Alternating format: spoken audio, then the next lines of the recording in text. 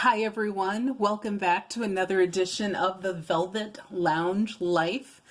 And today I am going to discuss charm strings again, and I'm going to talk about the supplies that you need when you create one of these, as well as some tips and tricks that hopefully will help you display them throughout the year, as well as I already have a video in regards to how to add to a charm string, but I'm going to talk about that a little bit more today and attach a video that I did previously on that subject because people had excellent questions and there were some people who wanted more suggestions because they don't have some of the materials that I have.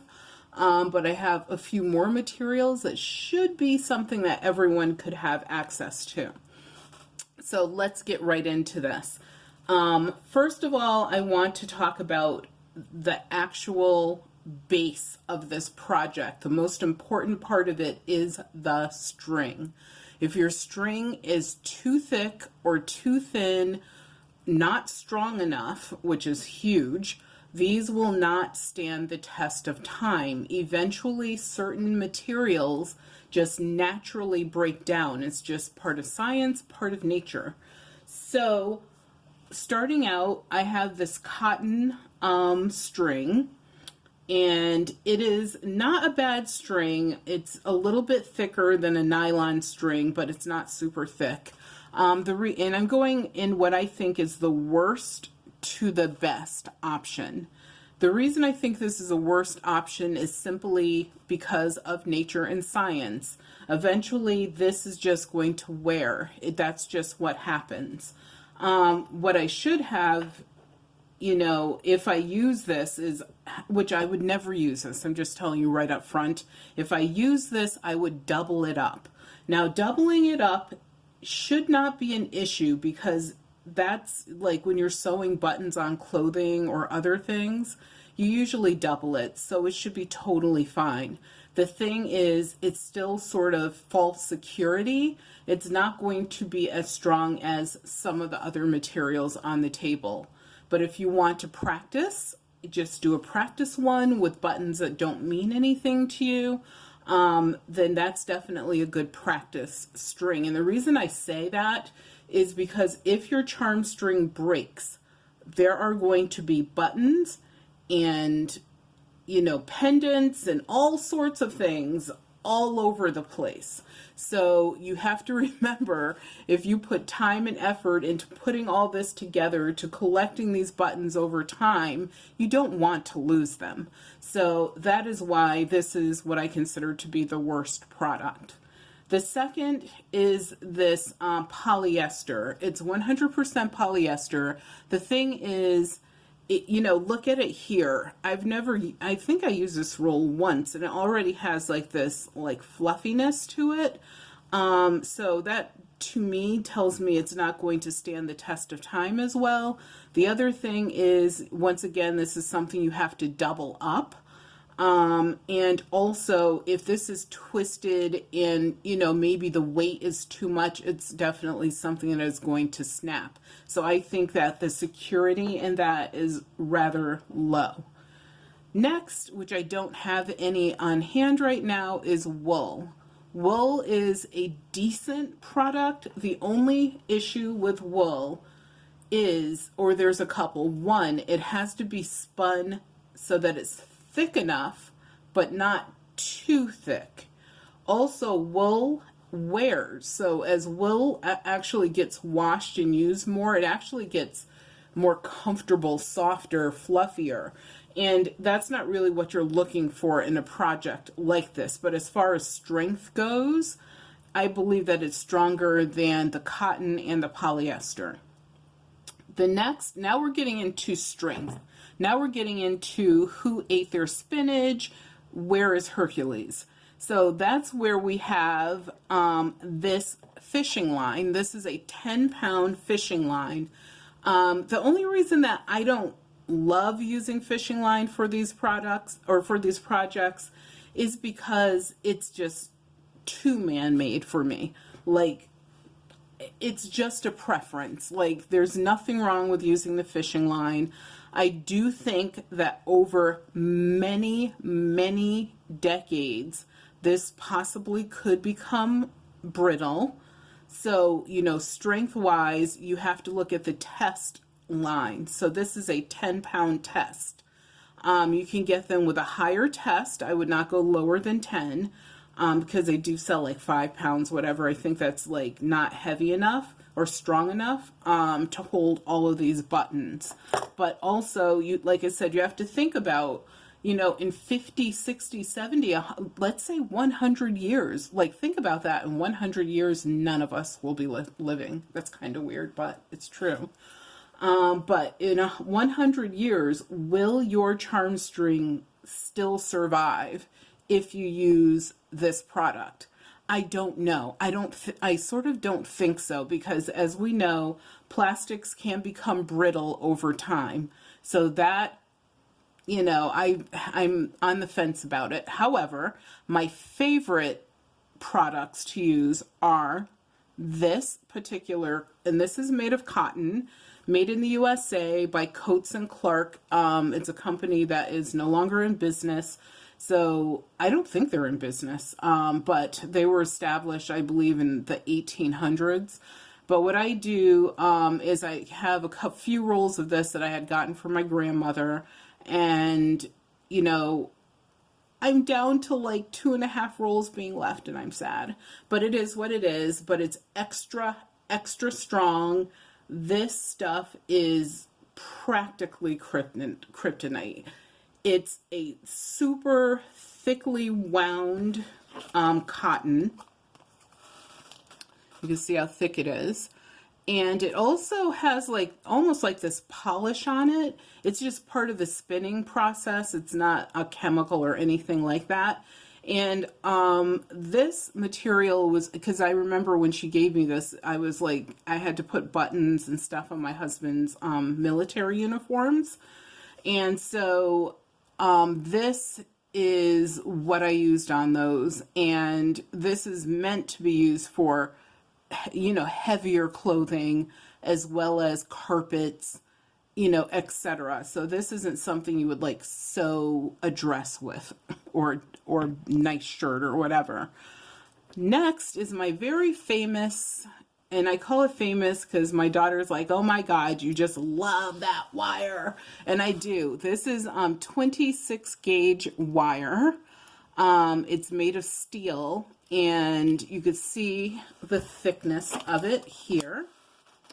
It's not as thick as the Clark or Coats and Clark, which is my second favorite, but almost. You can get this in a thicker gauge. The thing I would be, aware of is you don't want anything that is too thick. Your project, meaning the charm strings, should be fluid. They should be able to move around, and you don't want to be able to like shape them into a thing. They should be able to hang and to move. If they're not hanging and moving, they're way too stiff, and you're not using, a product that is, conducive to a charm string.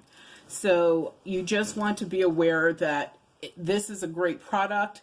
Just don't go crazy with it by getting anything that's way too thick. The other tools of this trade and project, I love my snippers. These are bottlenosed, and they have a built-in snipper right there. You can see the blade. I like this because if I didn't have this like 2-in-1 deal, I would have to have a pair, something to like cut wire as well as the bottlenose. And I use a bottlenose when I'm like attaching things, or if because like this one has my 26 gauge wire. You need to use these to sort of finish your project at the end, and to start the anchor at the beginning. Otherwise, everything's going to fall apart, and that would really suck. Also, when you are adding danglers, a lot of the things that I use to create my danglers are made of metals. So because they're made of metals, you know, I need something that I can use, you know, as a pair of pliers to twist that particular implement. Also, you need a pair of little snub-nosed, bottle-nosed scissors. And the reason that I use these versus, for example, embroidery scissors is you need something that can really get in there and snip. Like, this isn't necessarily the most delicate work that you'll be doing. And these come in handy when you come across buttons that still have string or material stuck in them. That, you know, you get right in there with that tip. I mean, you're done in seconds. Also, if you have anything else that you're sort of shaping or whatever, these are helpful. Next, I have a button threader, because, you know, if you have problems threading threading string, this may be helpful to you. However, if you're using a thicker product, such as the last three, and potentially the wool, then that may not help you much, because you will have to double up your string to get it through here, get it through the button, and it just, you know, it just might be too thick. So, you know, it's there if you need it as a tool. You may have a different way that you could thread, you know, buttons. That's totally fine. And of course, a thimble. Always handy, because if you get to one of those, especially when you're dealing with the cloth buttons, which is one of the reasons that I also love this 26 gauge wire, is I can simply cut that on an angle and pierce right through leather, pierce through almost any other material. Leather can sometimes be a little bit tougher, but any other material, and just pull it through, versus having to use a needle to help me with that process. And you'll want probably at least 2 or 3 different size needles. This is a thicker needle, because if you're dealing with material, because some of these buttons, as you know, are made out of different materials. As I mentioned, there's leather, there's different upholstery products, as well as cottons and linens and silks and whatever else, you know, people made buttons out of that was a material. Then you have to sew through that. But if you use this 26 gauge wire, you can if it's cut on an angle, you could pierce right through it. The leather, like I said, that is more troublesome, and you definitely will need a needle for that. Next, you need to pick your anchor buttons. So which buttons are you going to begin with, and which are you going to end with? It's your preference. I have, you know, this is a pendant, actually. So but I love the effect of like the Aurora Borealis, sort of like opalescent like look of it. So I use that. So doing something different. This is a antique button, so I did that for that. This one, you know, has its own button beginning and this is a lion's head. There it is. Or is it the sun? I don't know. Whatever. And it goes on and on and on. Oh, let me show you this. So what I did for this one, and this was for my mother, is I wanted to do something different. So I actually stacked buttons. So I don't know if any of you guys know about button stacking, but if you have, you know, some cool buttons you want to use in concert with each other, stacking them is a good idea, especially for a charm string, because it could be your beginning anchor and your ending anchor. So I also created a stack of buttons here using, can you see that, or is that too dark? Let's see if that helps. A little bit. I'll pull it forward. I was trying not to make a mess here. So you can see how that's stacked. So stacking buttons is a good way to, you know, start and end your charm string. The other things that you need besides buttons, and I have just a few buttons here, and the reason I have a few here is when you pick the part of the part of the issue could become this with a charm string. You want to finish it so badly that you just start throwing everything at it but the kitchen sink. You don't want to do that. The reason why is because charm strings are supposed to take a while. Like, they could take years for, to be completed, and that's okay. In today's world, everyone wants everything completed in 3 seconds, or it's just not fun. And that's not what these are. These are supposed to be, over time, I cared about you so much that I took the time to collect all of these buttons, little charms, little bits and bobs, and things that reminded me of you. And here is why they remind me of you. Did you see the grapes? Remember the time we used to like to go wine tasting, and we went to like 42 vineyards. Like, you should be able to tell a story with these about that particular individual. If you can't, like, we travel a lot, and we used to travel a lot. And so there's this globe button on here, and this charm string is my daughter's. So you want to be able to, tell a story with these. If you're just rushing to like throw something together, then you're sort of missing the point and the reason and the origins of, why these are actually art pieces versus, a quick craft project.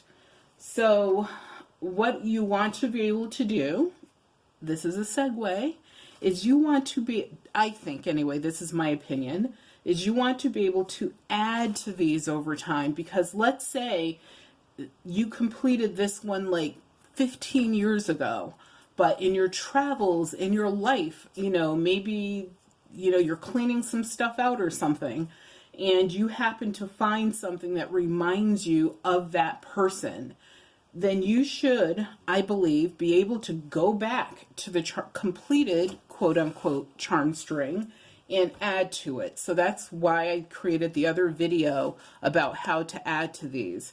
So that's what I also collect as part of my supplies for this project, is I will, look for, and actually I sort of gather them and I put them in their own little holders. And I will be like, I'm going to create this charm string. Like, I have one that I'm going to be creating for my husband, don't tell him. And so I started looking for things like from his childhood that he has, little bits and bobs. He was in the military. He's had this very long civil career, from our relationship, from when he grew up, etc. I mean, I just have like this collection of things that I'm going to add to the buttons that I also collected for him for his charm string. So those are also some of the supplies that you'll need when creating these. You sort of want to have everything together, and it can take people years to collect enough to create one charm string. Some people will create them as they go along, which was the original intent when these were, done back in the Victorian and pre-Victorian eras. They would actually lay them out and just, as people visited or as they came across something, they would add to it, hoping to never hit that 1000th button. And, before you know it, it was done. Or maybe they only had, let's say, 720 buttons. They would complete it, go off and get married, because that's what these were intended for initially, and be done. Because it is 2019 going into 2020, we're not creating stuff for that particular reason anymore. So mine are tribute and memorial strings for people. So tribute to me means you're alive, and I, creating this in tribute to you. Memorial or in memoriam, obviously the person is no longer alive, so it turns into that. But I will still add to these regardless of whether the person is alive or not.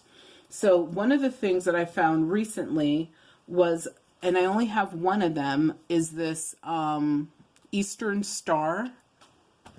And I want to put it behind a piece of paper.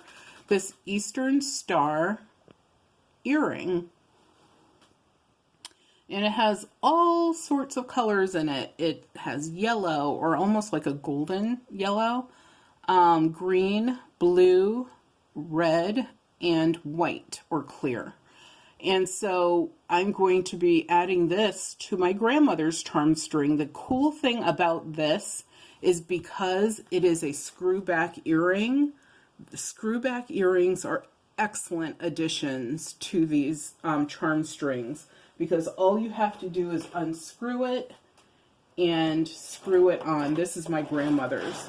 So, you know, find a spot where you want to put it. I might move this later, but for demonstration purposes, I am going to see if I can find a spot and screw this in. And just like that, you added to the charm string with minimal effort. And you didn't have, and you should never, like once these are put together, you are never supposed to take them apart. And this is so tight, which is good because you want it tight enough. And there you go. And all I have to do is screw the back of that, and it's a nice tight fit. And that is never going to come off unless I purposely take it off.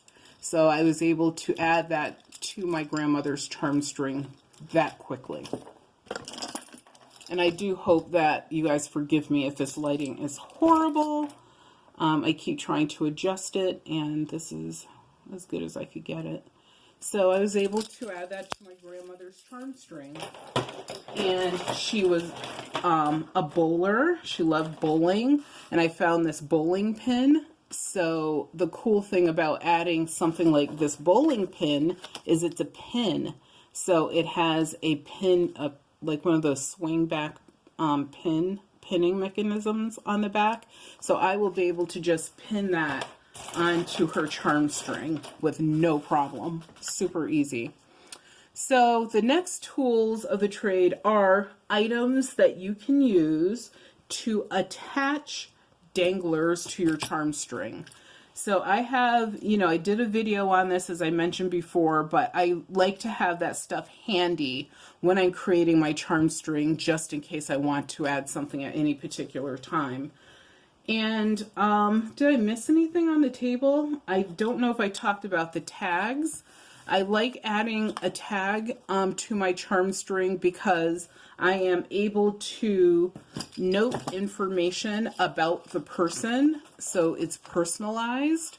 If you guys have any suggestions, and I really need suggestions as to a better tag, please let me know. Leave a link in the comments below. I am using these tags, which I got from, I believe, the craft store, because I really couldn't find anything better or different. But on the tag, I, put the person's name. I put a little bit about them. If they're alive, of course, their date of birth. If they died, I also include the date of death and and where they were from originally. And when I add a name, I add the complete name, first, middle, and last. So I don't know if I told you about my anchor buttons. Like, you want to make sure that you pick something that's also inspired. Like these, honestly, not very inspired. I like the green one, but this one, whatever. I just put it there because it's huge. But you just really want to, so this is how I look at these. Over time, you want to acquire the buttons, the charms, little toys, little pieces, little bits of jewelry, whatever it is that you want to add to these. You want to acquire that over time. Also, always be on the lookout for things that you can use for danglers. Like these little wire pieces are for earrings. But these are perfect for danglers because all you have to do is add whatever item you're dangling, and then you can attach this to your charm string in seconds. So always, think outside of the box creatively as to what you can use to attach. And also, and the whistle is here because someone's probably going to ask me that because it's going on my husband's charm string. So he would use this when we were training our dogs because we love our doggies. But, you know, if you have any suggestions, anything you would do differently, anything you could think of, especially for me when it comes to adding these tags, like I don't like these tags. I really want something that's probably a little bit prettier or at least more durable. And also remember that the most important part of your charm string is the base, which is the string.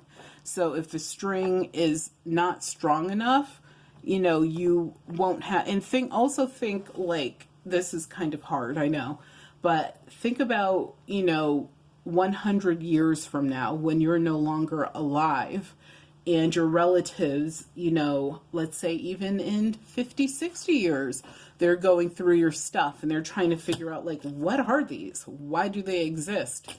They will now have some reason and substance behind them if they have something. It's sort of like getting those family photos that have no names. No one knows who they are and the pictures are from like the 1800s. You don't want it to be that type of situation. Now, something you could do, because the holiday season is coming up, is use I display mine year-round on a table in one of our rooms.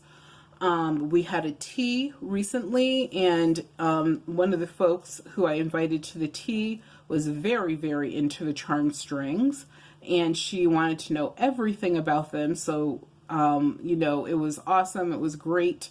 And, you know, not only she, but everyone was able to get a little more of my family history, who I was, what I was about because of these. But Christmas is coming, or whatever you celebrate, Hanukkah, Diwali, whatever it is, Kwanzaa, that's a great time if you have a tree or some sort of display area, or you have the menorah out, maybe to lay these out somewhere near that. Mine are going to be hung on our Christmas tree. It's not real. It's like this. You guys, I'll have to do a video about this crazy tree that we purchased. It is hilarious, but these will be part of that decoration. And I love that because, you know, my mother and my grandmother loved the holidays. I mean, I could see them glitter and shine. My grandmother was always glittering and shining, but my mother definitely glittered and shined more during the holiday season. And so I can't wait to put her charm string and all of our charm strings on our tree this year, and make it part of the decoration, part of the celebration. You know, it's a wee teeny tiny speck of, you know, them being there, because some of the things on their charm strings are directly from them, and also, you know, things that completely remind me of them and things I've added over the years. So thank you so much for tuning in. I hope that you enjoyed this video. I am going to, in the future, if I get enough requests for it, do a video on creating a charm string. You know, I'll at least start it, because, you know, for me to finish it, it's going to take a while. But I hope that you guys found this, you know, to be helpful. Once again, if you have any tips, tricks yourself, any suggestions for these tags, I would greatly appreciate it.